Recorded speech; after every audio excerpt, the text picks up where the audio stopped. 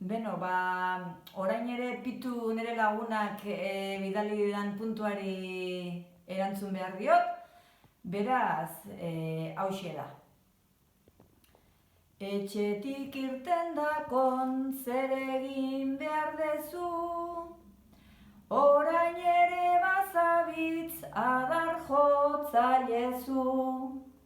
Erantzuna barmena hementxe daukazu, maite ditudan danei eman hiru musu.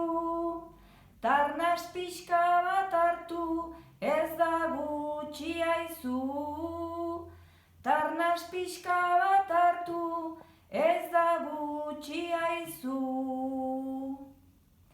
Eta hurrengo puntua bidaltzen diot nere lagun Maria Erostarberi.